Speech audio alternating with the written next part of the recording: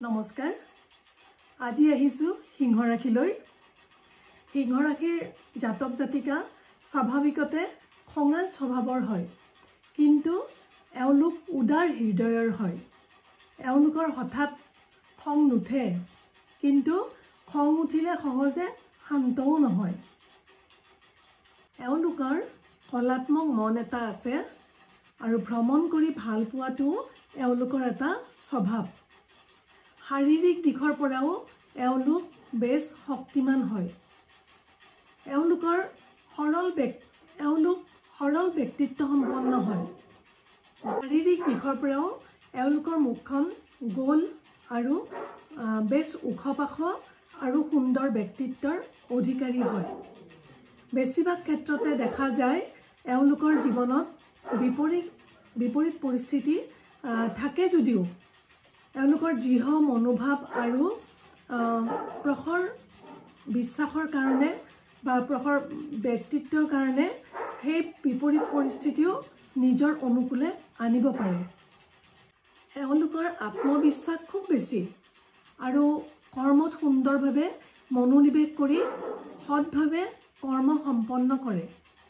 এওঁলোকৰ জীৱনত এটা নিশ্চিত লক্ষ্য থাকে আৰু সেই লক্ষ্যত উপনীত হ'বলৈ যৎপৰোনাস্তি চেষ্টা কৰে ধৰ্মৰ প্ৰতি এওঁলোক সহিষ্ণু আৰু বিশ্বাসী হয় যথাসম্ভৱ নিজৰ চিন্তা ভাৱনাৰ ওপৰত বিশ্বাস ৰাখে এওঁলোকৰ কাৰণে শুভ বাৰ হ'ব ৰবিবাৰ অশুভৰ বাৰ হ'ব শনিবাৰ অশুভ তিথি হ'ব তৃতীয়া অষ্টমী আৰু ত্ৰয়োদশী আৰু শুভ তিথি হ'ব প্ৰতিপদ দশমী পূৰ্ণিমা আৰু অমাৱস্যা মিত্ৰ ৰাশি হ'ব বৃশ্চিক মকৰ আৰু মীন ৰাশি এতিয়া আহিছোঁ দুটা প্ৰশ্নৰ উত্তৰ দিবলৈ প্ৰথমটো হৈছে জয়তা দলে তেখেতৰ নামটো মোক দি পঠিয়াইছে তেখেতৰ নিউমাৰিকেল নাম্বাৰ হৈছে নাম্বাৰ 8 শনি কামবোৰ সদায় বাধাগ্ৰস্ত হয় কেতিয়াবা শেষ মুহূৰ্তত বঞ্চিত হয় বা কামবোৰ অকণমান ৰৈ যায় হ'ব পৰা সময়তে কামখিনি ৰৈ যায়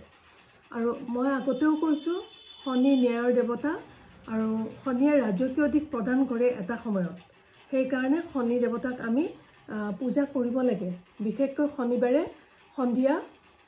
শনি মন্দিৰত হওক বা ঘৰত তুলসী গুৰিতে হওক 3 গছি চাকি তাত হয় তিল নহ'লে তিল তেল নহ'লে কলা খলিতা যিকোনো এটা হ'লেও দিব লাগে আৰু 3 পাহ নীলা অপৰাজিতা ফুল দি শনিদেৱক পূজা কৰিব লাগে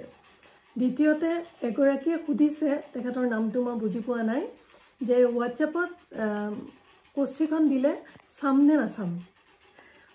তেনেকৈ চাবলৈ আচলতে সময় নহয় কিবা প্ৰশ্ন থাকিলে ইয়াতেই দিব ইয়াতেই মই উত্তৰটো দিম আপোনালোকক আজিলৈ আহিছোঁ ধন্যবাদ